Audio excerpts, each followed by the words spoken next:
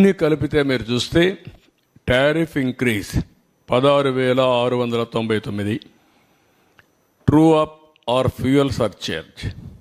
నాకు ఇవన్నీ కొత్త పదాలు అప్పట్లో లేవు. నేను ఉన్నప్పుడు నేను కరెంట్ ఛార్జ్ ఒకటే వేసేవాళ్ళం.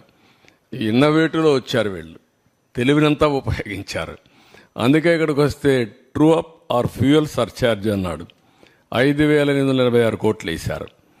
ట్రూ అప్ ఛార్జెస్ అన్నారు, 3,977 కోట్లు వేశారు. ఎలక్ట్రిసిటీ డ్యూటీ 5,604 కోట్లు అయింది.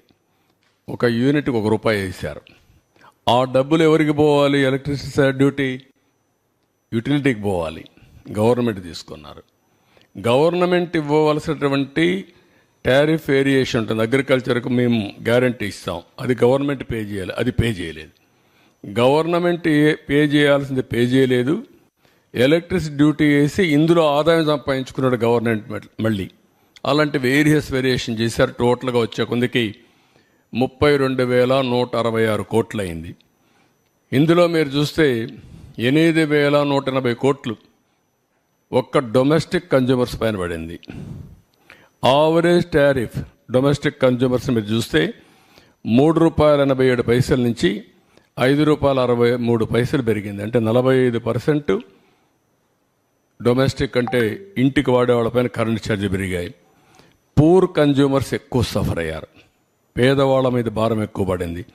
అంటే 78-98% వాళ్ళ మీద పెరిగింది. ఇంకొక పక్కన మిడిల్ క్లాస్ చూసి 29% పెరిగింది. మొత్తం 1,53,00,000 మంది కన్జ్యూమర్స్ సఫర్ అయ్యారు.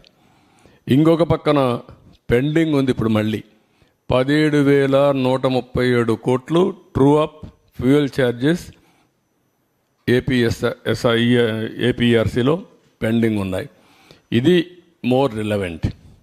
50 యూనిట్లు వాడే వాళ్ళందరికీ ₹1 నుంచి ₹1.99 పెరిగింది. 100 యూనిట్లు వాడే వాళ్ళకి ₹2.44 నుంచి ₹4.53 పెరిగింది. 86% పెరిగింది. 200 యూనిట్లు వాడేవాడికి ₹6.32 నుంచి ₹1,123 పెరిగింది. 78% పెరిగింది.